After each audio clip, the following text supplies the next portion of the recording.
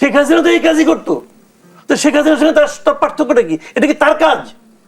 মধ্যে প্রস্তুতি শেষ করার কথা বলা হয়েছে এবং কিভাবে নির্বাচন হবে, স্ট্রাইকিং ফোর্স হিসেবে কারা থাকবে, মোটামুটি একটি নিশ্চিত ধারণাই দেওয়া হয়েছে। নির্বাচন নিয়ে রাজনৈতিক দলগুলোর মধ্যে যে অস্থিরতা ছিল বা দ্বন্দ্ব ছিল, মত পার্থক্য ছিল, সেই জায়গা থেকে মানে সেই পরিস্থিতি কাটবে কিনা নিশ্চিত ধারণাটা কি ব্যাপারে পেলেন আপনি? আপনাকে আমি ধরা যাক, আপনাকে আমি বললাম যে আপনি খাওয়ার জন্য প্রস্তুতি নেন, আপনার হাতটা ধুয়ে রেডি হইলেন, আসলেন আমার কাছে, ভাই খাবো। আমি এখানে বসেন, এখন তো মাত্র সকাল 10টা বাজে, আপনাকে আমরা ডিনারের জন্য প্রস্তুতি নিতে বলছি। তাহলে আপনি যখন প্রস্তুতিটা নেবেন, এটা কি লাঞ্চের জন্য নাকি ডিনারের জন্য, এই প্রশ্নটা আমাকে করবেন না? নিশ্চয়ই। ভাই আপনি যে আমাদের খাওয়ার জন্য প্রস্তুতি নিতে বললেন, আমি কোনটার জন্য প্রস্তুতি নিব? ডিনারের জন্য হলো এক ধরনের প্রস্তুতি, লাঞ্চের জন্য হলো আরেক ধরনের প্রস্তুতি। তো এখনো কি কেউ বলেছে নির্বাচন কবে? বলছে ডিসেম্বরের মধ্যে প্রস্তুতি নাও।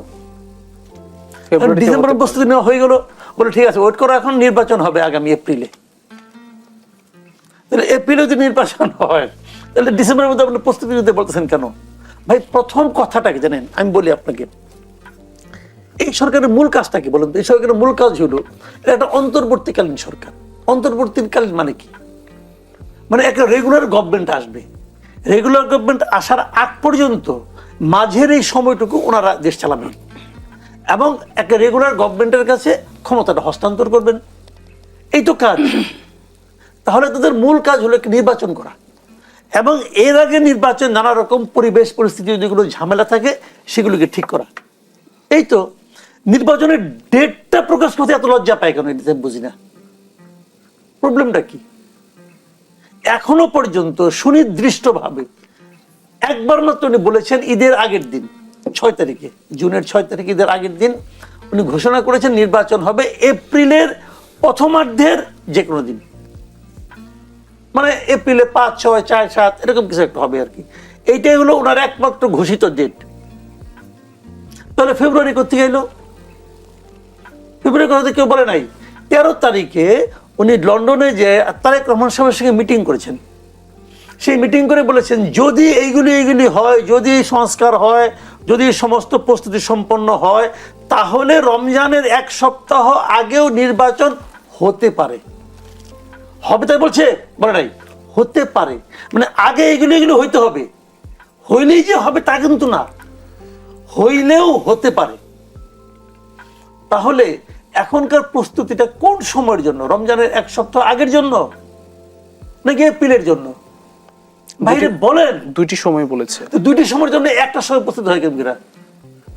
আপনাকে আমি খাওয়ার প্রস্তুতি নিতে বললাম, এটা ডিনারও হতে পারে, লাঞ্চও হতে পারে, হইলো আপনি রাজি হবেন? আপনি তো রাজি হবেন না। ওই দুনবি আপনি কি করেন? এটা আগে টাইম ঠিক করুন কোনটা খাওয়াবেন। ঘটনা আমি সিম্পল কিন্তু। তো এখন এই প্রশ্নগুলো কেউ করে না। আমি খুব অদ্ভুত অবাক হয়ে গেলাম যে সেই প্রেস কনফারেন্সে কেউ প্রশ্নটা করে না। আরো অনেক প্রশ্ন আছে, ওই প্রশ্নগুলো যেহেতু আলোচনা করছেন নিশ্চয়ই। রাজনীতি আসলে যদি তবে থেকে আসলে কবে বের হবে? আরেকটি বিষয় হচ্ছে যে আমরা রাজনীতিতে বিভিন্ন দলগুলোর মধ্যে যে বিতর্ক লক্ষ্য করছি, বাক বিতর্ক লক্ষ্য করছি, এটি কি শুধু রাজনীতির জন্য নাকি এখানে কোনো ষড়যন্ত্র দেখেন? না, বিতর্ক তো আসলে দেখেন, বিতর্ক অনেকগুলো হতে থাকবে কেন? যে নির্বাচনের একটা ডেটটা কবে হবে, এখন এটা তো মনে করেন আপনার সব দলের একটা স্ট্র্যাটেজি আছে। কেউ চায় নির্বাচনটা ইমিডিয়েট হোক, কারণ তাদের যে স্ট্র্যাটেজি তারা মনে করে ইমিডিয়েট হলে তার জন্য ভালো। আবার কেউ চায় একটু দেরি হোক, কেউ চায় আরো দেরি হোক। এটা হতেই পারে। প্রিপারেশন যার ভালো সে কিন্তু পরীক্ষা পিছাতে পারে না, আর যার প্রিপারেশন খারাপ সে বলে পরীক্ষা যদি 7 দিন পিছাইতো তাহলে আমার সুবিধা হইতো।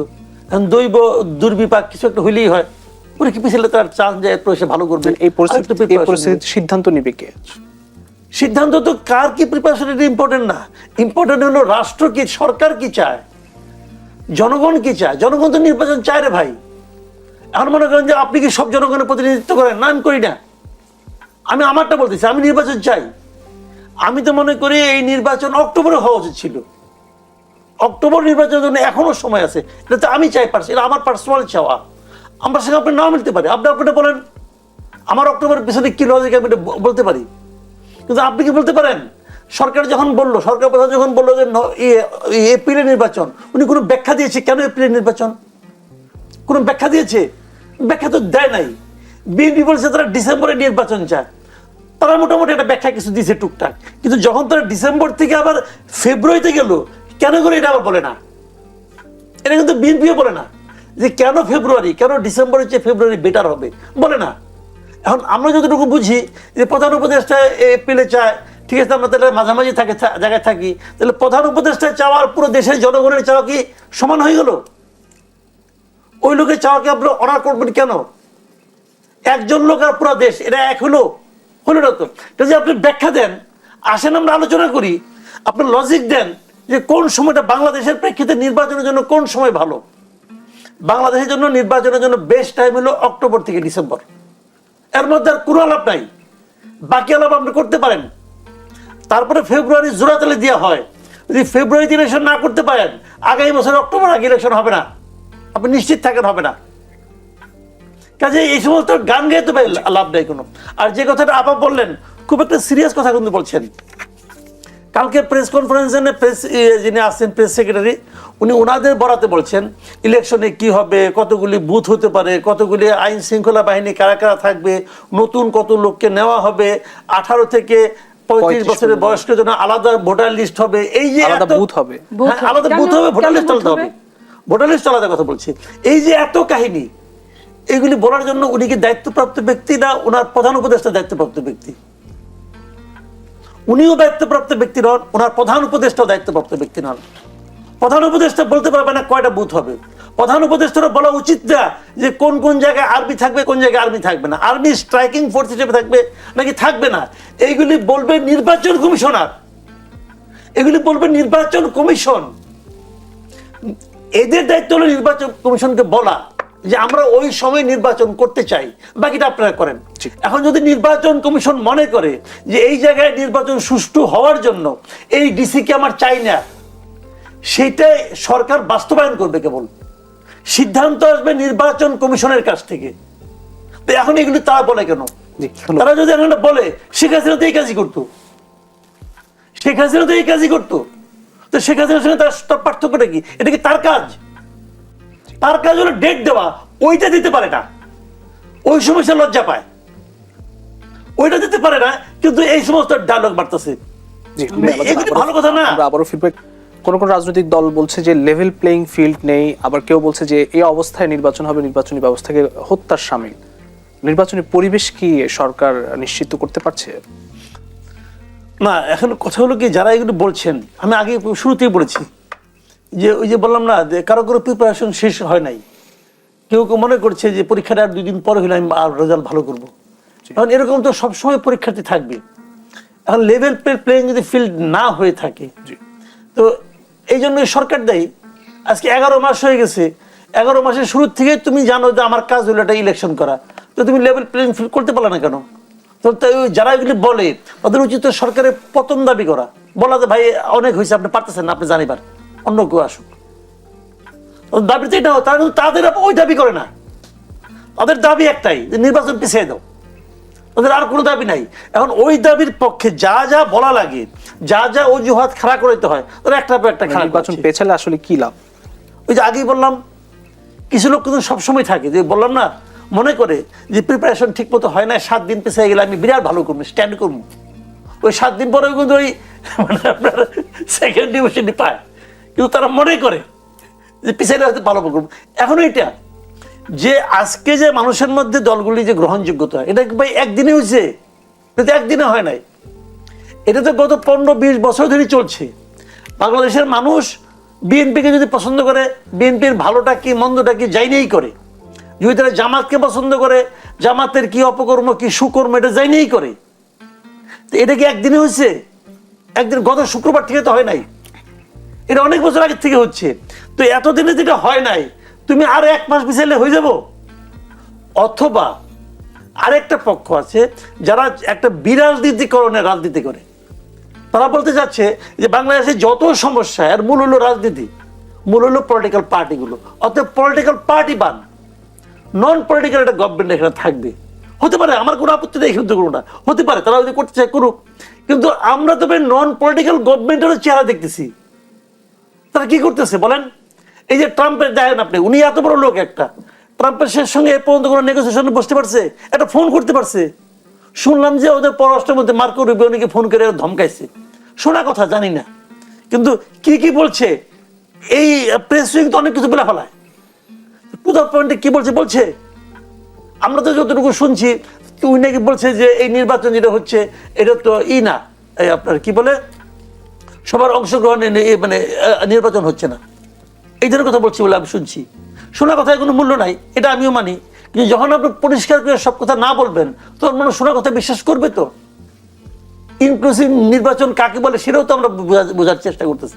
তো এখন এইগুলি কইরা লাভ নাই কোনো ভাই। এখন তারা করতেছে কি বিভিন্ন জায়গায় আপনি দেখবেন বিএনপির একটা যে বিএনপির জন্য যেটা নেগেটিভ দিক আর কি, যে সারা দেশে মাঠ পর্যায়ে, থানা পর্যায়ে, উপজেলা পর্যায়ে, জেলা পর্যায়ে বিএনপির অনেক লোক চাঁদাবাজির সঙ্গে জড়াই পড়ছে বলে বলা হচ্ছে। কেউ বিএনপি আসলেও করেন, কেউ বিএনপি কোনো অঙ্গ সংগঠন করেন, অথবা কেউ কিছুই করেন না কিন্তু বিএনপির নাম নিয়ে করেন, হতে পারে। কিন্তু প্রশ্নটা হলো এই ঘটনাগুলো যদি ঘটতে থাকে তার জন্য আপনি দায়ী করবেন কাকে? আমার কাছে একজন লোক চাঁদা চাইলো, সেটা হচ্ছে বিএনপি লোক চাঁদা চায়, আমি কি তারেক রহমানকে দায়ী করবো না আইন শৃঙ্খলা বাহিনীকে দায়ী করবো? আপনার কাছে কি মনে হয় কে দায়ী এটার জন্য? সরকার দায়ী। সরকার করতে দিচ্ছে, সিম্পল। কেন করতে দিচ্ছে? বিএনপিকে ডিফেম করার জন্য করতে দিচ্ছে, পলিটিক্যাল পার্টিকে ডিফেম করার জন্য করতে দিচ্ছে। মানুষকে বোঝাচ্ছে দেখো বিএনপি আসলে এটা হবে, মানুষকে বোঝাচ্ছে রাজনৈতিক দলগুলি এরকম। মানে এতে সরকারের আসলে লাভ কি? বা তা থাকবে আর অনেকদিন।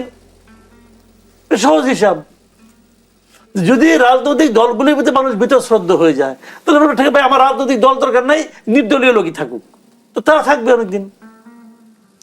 বেসিক কথা হলো ওনারা ক্ষমতায় যায় এত মধুর স্বাদ পেয়ে গেছে, এরা ছাড়তে চায় না রে ভাই। জি, ধন্যবাদ। প্রিয় দর্শক, আরএল দেশাম্প্রতি থেকে আরো একটি বিরতি নিচ্ছি, ফিরছি একটু পর সঙ্গে। আরএল দেশাম্প্রতি আরো একবার স্বাগত জানাচ্ছি।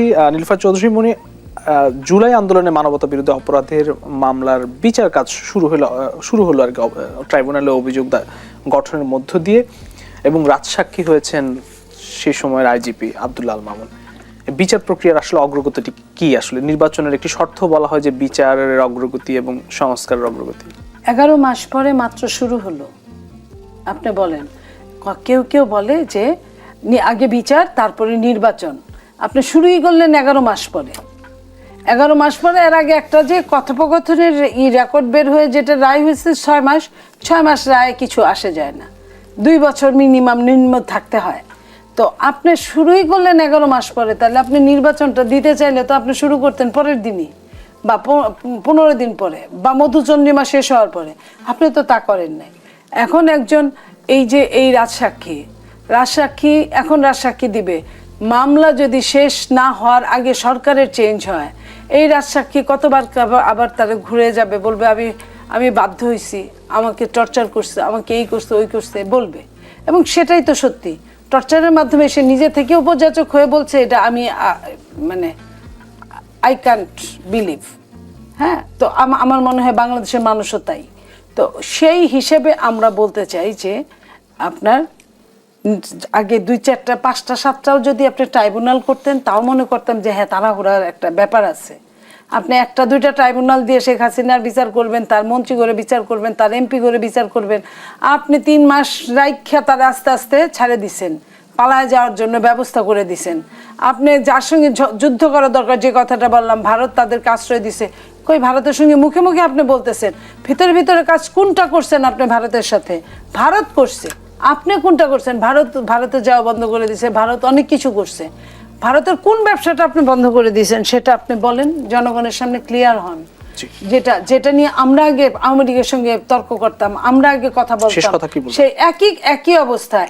শেষ কথা এইটুকু বলতে চাই, ওনার বোধোদয় হোক এবং বোধোদয় হোক, নির্বাচন যেন সঠিক সময়ে সঠিকভাবে নির্বাচনটা হয়, এবং সেটা যেন অবশ্যই লেভেল প্লেইং ফিল্ডের মাধ্যমে হয়, এবং অবশ্যই যেন আইনের অনুশাসন সেখানে থাকে, বলবৎ থাকে, এবং অবশ্যই যেন ইঞ্জিনিয়ারিং না হয় ইলেকশন। ধন্যবাদ।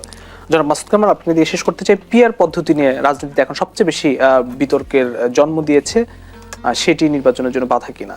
এমন একটা প্রসঙ্গ সবার শেষে আনলেন যেটা নিয়ে এখানে আলোচনা করার সঙ্গে সঙ্গে আরেকটা বিতর্ক তৈরি হবে।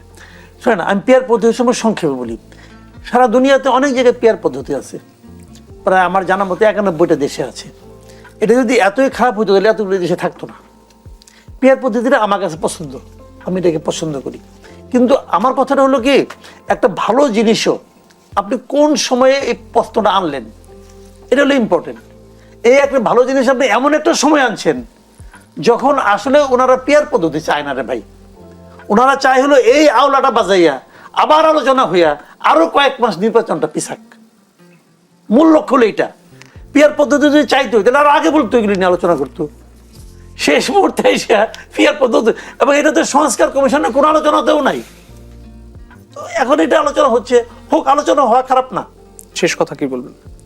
শেষ কথা বলবো ভাই, নির্বাচন যত তাড়াতাড়ি দিবেন, আমি ডক্টর ইউনূসকে উদ্দেশ্য করে বলবো, আপনি নির্বাচন যত তাড়াতাড়ি দিবেন তত মান সম্মান নিয়ে যাইতে পারবেন। নতুবা এরই মধ্যে ওই যে শেখ হাসিনা ক্ষমতায় আসার পরের দিন থেকে কিন্তু ডক্টর ইউনূসকে বেইজ্জতি করার চেষ্টা করছে নানা প্রক্রিয়ায়। শেখ হাসিনা যতটা বেইজ্জতি ওনাকে করতে পারছে, এই 1 বছরে এই ডক্টর ইউনূস নিজেই অতটা বেইজ্জতি করে ফেলেছে। তার চেয়ে বেশি। আর বাকি সময় উনি কি করবেন এটা ওনার সিদ্ধান্ত।